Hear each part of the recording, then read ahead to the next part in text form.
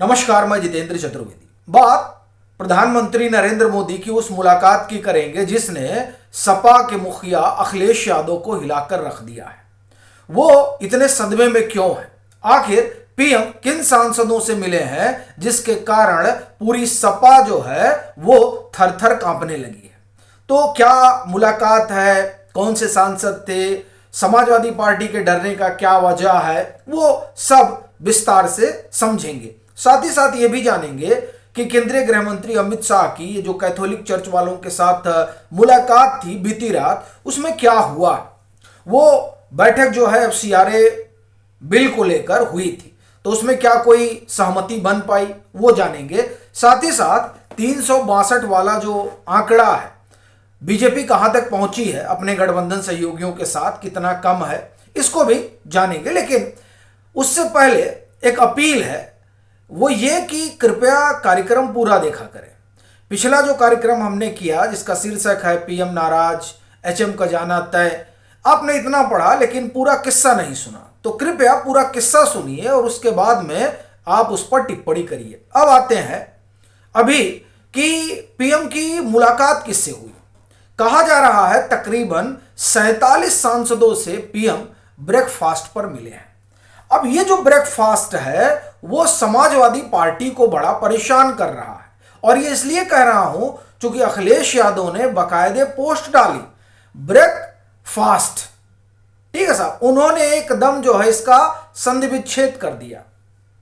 उनका कहना यह था, जो वो कहना चाह रहे थे कि साहब ये ब्रेकफास्ट बुलाया ही गया है सांसदों को तोड़ने के लिए, तो क्या उस ब्रेकफास्ट में समाजवादी पार्टी के भी सांसद मौजूद थे, या फिर अखिलेश यादव को इस बात का डर सताने लगा है कि उनके जो 37 सांसद हैं उसमें से 2/3 टूटने जा रहे हैं। यह प्रश्न इसलिए उठा है क्योंकि सुबह में पीएम ने जो मुलाकात की, उस मुलाकात में समाजवादी पार्टी के तो सांसद नहीं थे। उसमें जो सांसद आए जिनसे पीएम मिले वो जो टीएमसी से टूटे हुए हैं 20, उसके बाद में एनपीपी के 20 हैं, नॉर्थ ईस्ट की पार्टी है जिसके पास 20 सांसद हैं, और 6-7 सांसद थे जो शिवसेना, उद्धव ठाकरे और आप एक तरह से कहिए एकनाथ शिंदे, सब मिला जुला के 7 थे जिनसे मुलाकात हुई, ब्रेकफास्ट हुई। तो कुल 45-46 लोग थे। उसमें समाजवादी पार्टी का कोई नहीं है, लेकिन फिर भी जो डर है अखिलेश यादव का वो नाजायज नहीं है, वो जायज है। अब ये क्यों कह रहा हूं, देखिए अभी तो वो शोर थोड़ा मध्यम पड़ गया है, खासतौर से जो जंतर मंतर पर हुआ।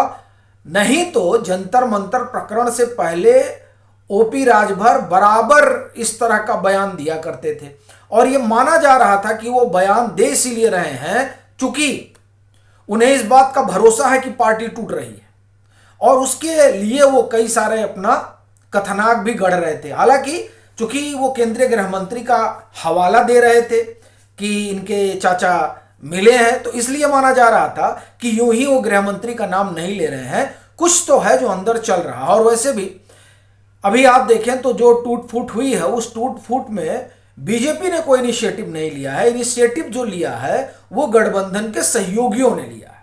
मसलन आप महाराष्ट्र में देखें, वहां एकनाथ शिंदे ने इनिशिएट लिया। फिर आप अगर देखें पश्चिम बंगाल में, तो वहां टीएमसी के सांसद खुद भागकर चले आए, तो उनको एक पार्टी में पार्क करा दिया गया। अभी इस बात की पूरी संभावना जाहिर की जा रही है, और यह संभावना इसलिए एक बार फिर से उठने लगी है, जाहिर की जाने लगी है, क्योंकि पीएम किसी और सांसद से मिल रहे हैं लेकिन डर अखिलेश यादव रहे हैं। तो यह डर बता रहा है कि ओपी राजभर जो दावा कर रहे थे उन दावों में बड़ी ताकत है।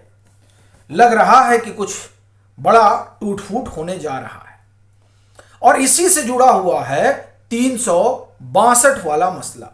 362 वाले मसले में आप देखिए तो अभी अगर आप गिनती करें तो गिनती में फिलहाल जो संख्या बल है वो उस तरीके का तो नहीं है।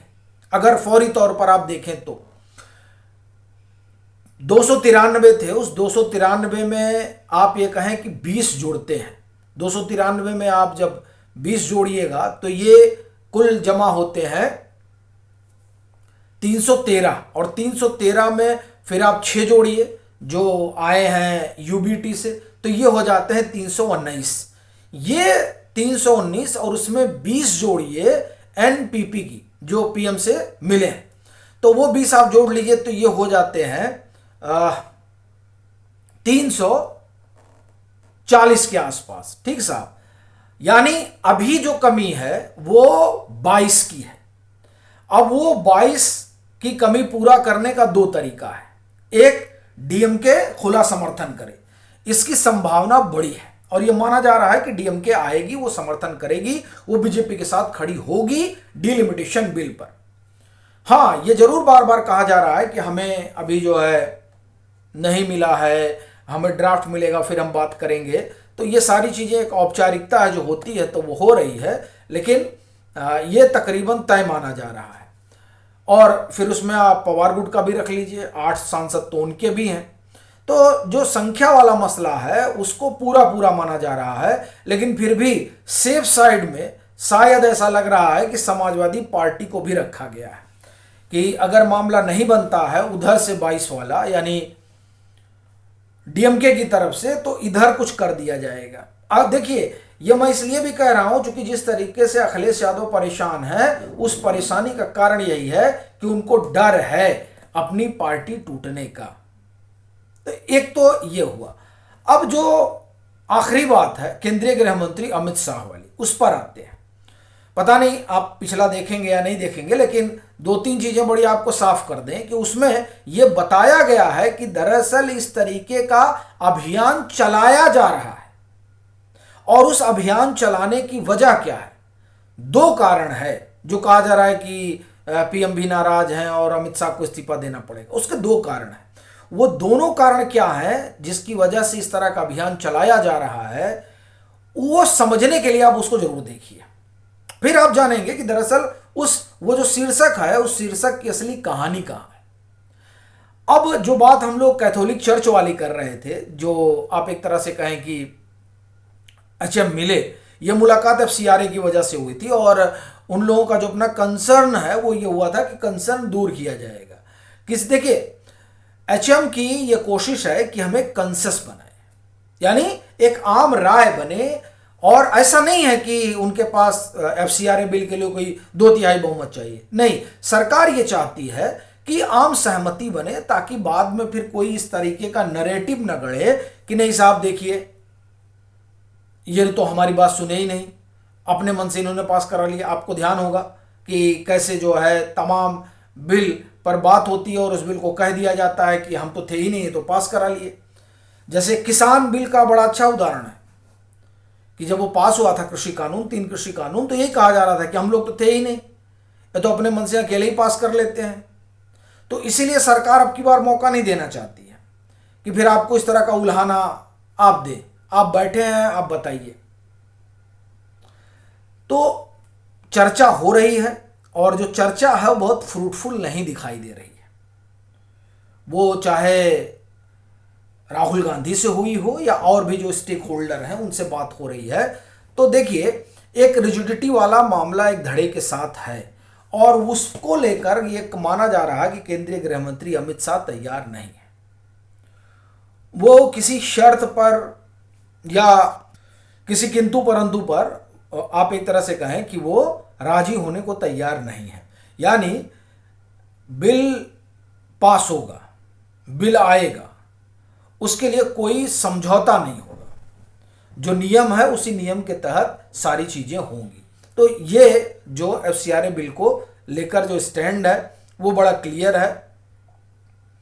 अगर कैथोलिक बात नहीं समझ पा रहे हैं तो अब ये समस्या उनकी है, या नेता प्रतिपक्ष नहीं समझ पा रहे हैं तो उनकी है, जो नहीं समझ पा रहा है। बाकी एचएम की पूरी कोशिश है कि सबको इस पर समझाया जाए, उनको कम से कम बात कन्वे कर दी जाए। बाकी उनका अपना निर्णय है, वो क्या करेंगे क्या नहीं करेंगे। ये सब सिर्फ इसलिए कि भाई ऐसा ना हो बाद में आप कहें कि हमको नहीं पता था। तो सबको बताया गया है, सबको जोड़ने की कोशिश हो रही है, लेकिन जब जुड़ने की कोशिश आप नहीं करेंगे तो जाहिर सी बात है समस्या खड़ी होगी। एक बात और जो अब लग रहा है कि जिस पर सरकार को भी विचार करना चाहिए और जो लोग सरकार का समर्थन कर रहे हैं उनको भी विचार करना चाहिए, वो ये कि जमीन जो है वो अब उतनी मजबूत रही नहीं है। तो वाकई में जो आम सहमति है और आम राय है वो इसलिए ज़रूरी हो जाती है। और मुझे लगता है कि शायद इस वजह से भी जो है केंद्रीय गृह मंत्री एक सहमति बनाना चाहते हैं, एक रायशुमारी करना चाहते हैं, क्योंकि वो भी जान रहे हैं कि भले ही कितना भी शोर मचा लिया जाए और चीख चीख कर कह दिया जाए, लेकिन उस चीखने का हासिल कुछ नहीं होना है, क्योंकि भले ही 362 का आंकड़ा जुटा लिया जाए, लेकिन अल्टीमेट जाना तो उसी जनता के पास है। और ये जो होता है, आप जुटाते हैं किसी भी तरीके से, तो ये भी तो एक तरह से जनादेश का आप ये कहें कि धोखा देना ही है। हो सकता है आप सहमत ना हो तो कोई हर्ज नहीं है, लेकिन अगर वो टीएमसी को दिया गया है और वो बीजेपी में शामिल हो रहे हैं, तो स्वाभाविक सी बात है कि वो सांसद उस जनादेश के साथ धोखा कर रहे हैं, और जो लोग ले रहे हैं वो अभी कम से कम जनादेश को तो बिट्रे कर ही रहे हैं। और यही वजह है कि बीजेपी के भीतर, संघ के भीतर एक मंथन चल रहा है। उसका हासिल क्या होगा ये देखने वाली बात रहेगी। बाकी आप लोगों की क्या राय है, जरूर साझा करिएगा।